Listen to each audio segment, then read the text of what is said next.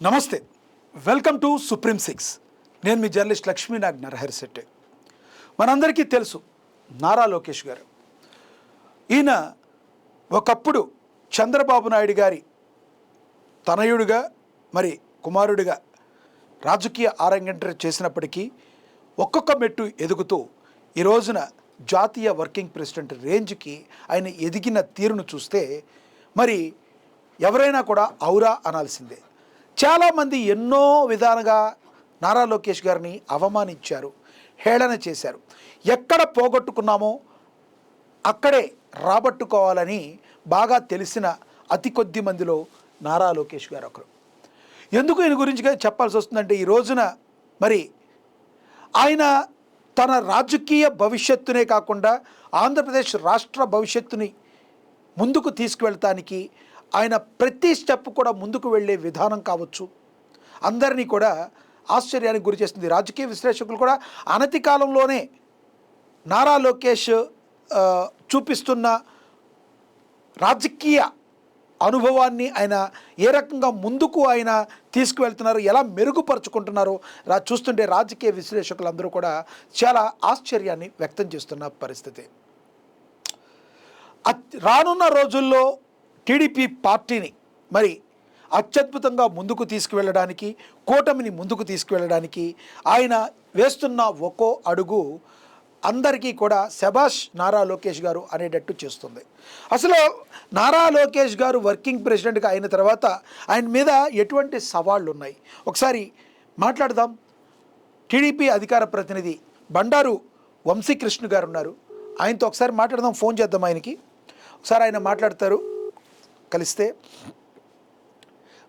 వంశీ గారు నమస్తే అండి. నమస్తే వంశీ గారు, నేను సుప్రీం సిక్స్ నుంచి లక్ష్మీనారాయణ కాల్ చేస్తున్నాను. అయితే వంశీ గారు, నారా లోకేష్ గారు ఒక్కో మెట్టు ఎదుగుతున్న తీరు అందరికీ తెలుసు. నారా లోకేష్ గారి మీద ఉన్నప్పుడు మెజారిటీగా పార్టీ ఏం కోరుకుంటుంది, ఆయన మీద ఎంత ఒత్తిడి ఉందంటే ఏం చెప్తారు? ఒక వర్కింగ్ ప్రెసిడెంట్గా ఆయనకి ఎటువంటి నిర్ణయాలు తీసుకోవాల్సి ఉంటుందంటారు పార్టీ నుంచి?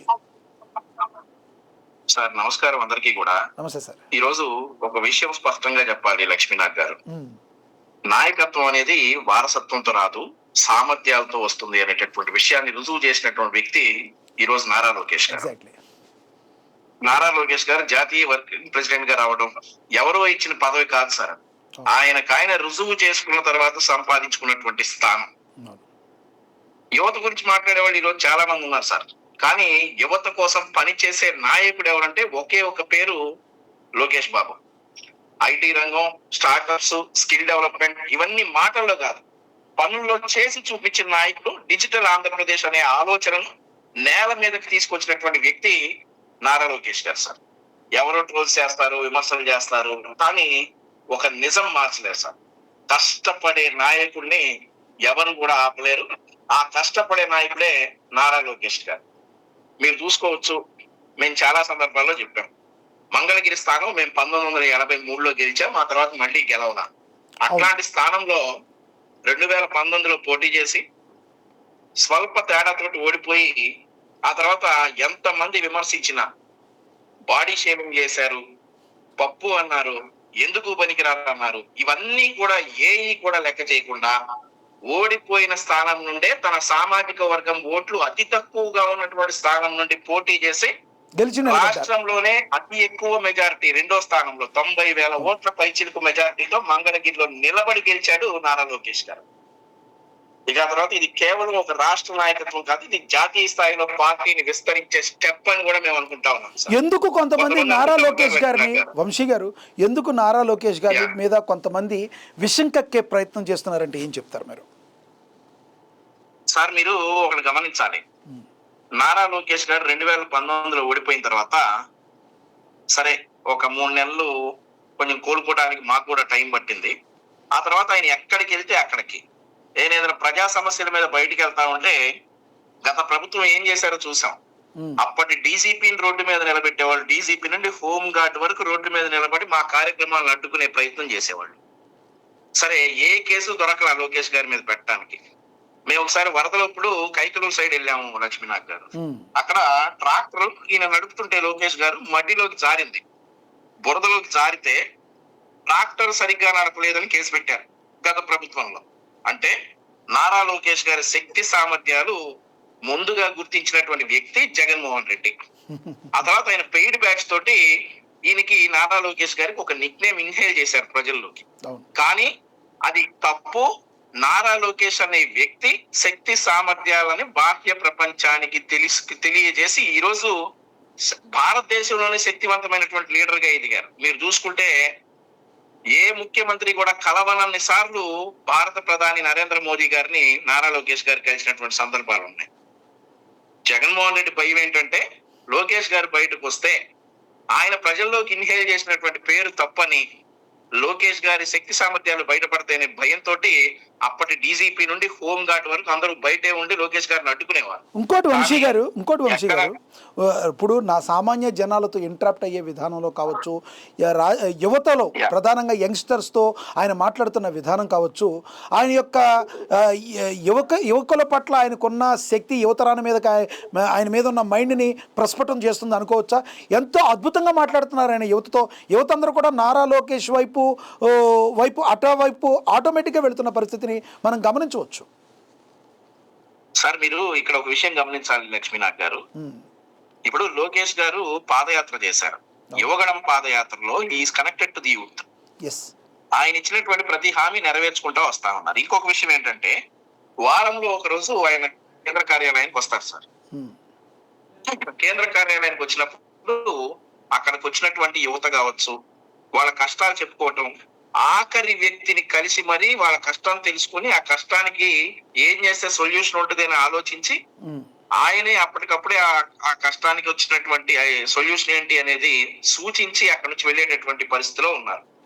సో నారా లోకేష్ గారు మాటల మనిషి కాదు, చేతల మనిషి అని చెప్పి పర్ఫెక్ట్ గా రుజువు అయినటువంటి తరుణం.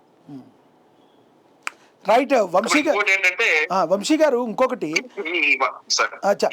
ఇంకొకటి సార్ వంశీ గారు, ఏదైతే నారా లోకేష్ గారు టీడీపీ వర్కింగ్ ప్రెసిడెంట్గా వచ్చిన తరువాత ఎంతోమంది వైసీపీ బ్యాచ్ టార్గెట్ చేయడం స్టార్ట్ చేశారు. ఎందుకంటే ఇదిగో ఆయన సీఎం అయిపోతున్నారు, ఇదిగో ఆయన సీఎం అయిపోతే మరి జనసేనాని పరిస్థితి ఏంటని రకరకాల మాటలు. దీనిలో ఏమన్నా కూటమిని విచ్ఛిన్నం చేసే కార్యక్రమం ఏమైనా ఉందంటారా? సార్ మా అధినేత చంద్రబాబు నాయుడు గారు, మా వర్కింగ్ ప్రెసిడెంట్ నారా లోకేష్ గారు, జనసేన అధినేత పవన్ కళ్యాణ్ గారు, వారి క్యాడర్ అంటే జనసేనలో ఉన్నటువంటి నాయకత్వం అంతా కూడా క్లియర్ గా ఉన్నాం సార్. ఎవడెన్ని కుట్రలు పెట్టినా ఎన్ని ప్రయత్నించినా గానీ కూటమిని విచ్ఛిన్నం చేసే ప్రసక్తే లేదు. ఆంధ్రప్రదేశ్ రాష్ట్ర బాగోగుల కోసం ఖచ్చితంగా 30 సంవత్సరాలు కూటమి ప్రభుత్వం అధికారంలో ఉంటుంది. ఇక ముఖ్యమంత్రి ఎవరు అనేది తర్వాత డిసైడ్ అవుతుంది సార్. చంద్రబాబు నాయుడు గారు, చంద్రబాబు నాయుడు గారే ముఖ్యమంత్రి. సో ఇక్కడ ఒక విషయం ఏంటంటే సార్, ఇప్పుడు ఈ వర్కింగ్ ప్రెసిడెంట్ అనేది ఒక పదవి అని అందరూ అనుకుంటా ఉన్నారు, కానీ ఇది ఒక ఛాలెంజ్, ఇది ఒక బాధ్యత, ఇది ఒక మిషన్. తెలుగుదేశం పార్టీని జాతీయ స్థాయిలో విస్తరింపజేయడానికి, బలోపేతం చేయడానికి నారా లోకేష్ కంటే సమర్థుడైనటువంటి వ్యక్తి వేరొకరు లేరు. ఖచ్చితంగా నారా లోకేష్ గారి నాయకత్వంలో తెలుగుదేశం పార్టీ జాతీయ స్థాయిలో బలోపేతం అవుతుందని చెప్పి సందర్భంగా తెలియజేస్తా ఉన్నాను. ధన్యవాదాలండి మీ అభిప్రాయాన్ని తెలియజేసినందుకు వంశీ గారు. రైట్, చూసాం కదా, తెలుగుదేశం కార్యకర్తలు కావచ్చు, సామాన్య ప్రజలు కావచ్చు, నారా లోకేష్ని జాతీయ వర్కింగ్ ప్రెసిడెంట్గా మరి ప్రకటించిన తర్వాత నూతనోత్సాహం అయితే టీడీపీ పార్టీ క్యాడర్లో చాలా స్పష్టంగా కనబడుతుంది. మరి అదేవిధంగా మరి నారా లోకేష్ గారు వర్కింగ్ ప్రెసిడెంట్ అయిన తర్వాత జనసేనాని పరిస్థితి ఏంటి అని ఎంతోమంది మాట్లాడుతున్నారని అడుగుతున్నారు. అవన్నీ కూడా కూటమిని విచ్ఛిన్నం చేయడానికి రకరకాలుగా మాట్లాడుతున్నారు. అందరికీ ఒక క్లారిటీ ఉంది. మరి అది ఆయన పార్టీకి సంబంధించి జనసేన అధినేత ఎలా ఉన్నారో పార్టీ వర్కింగ్ ప్రెసిడెంట్గా ఆయన అలా ఉన్నారు. మరి ఈ రోజున నారా లోకేష్ బాబు ఎదిగిన తీరుని అందరూ కూడా ప్రశంసిస్తున్నారు, విమర్శకులు కూడా ప్రశంసిస్తున్నారని మనందరం కూడా గమనించవచ్చు. ఏది ఏమైనప్పటికీ టీడీపీ శ్రేణుల్లో ఒకంత ఉత్సాహం అయితే చాలా అద్భుతంగా కనబడుతున్న మాట అయితే వాస్తవం. చూడాలి మరి రానున్న రోజుల్లో ఏ రకంగా నారా లోకేష్ బాబు ముందుకు వెళ్తారనేది.